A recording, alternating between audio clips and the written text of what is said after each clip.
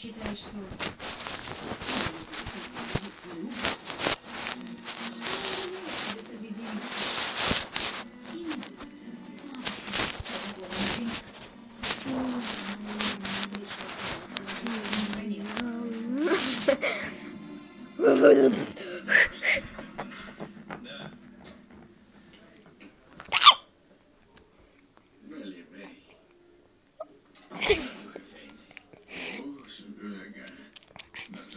Пускает тебя на эту половину дворца.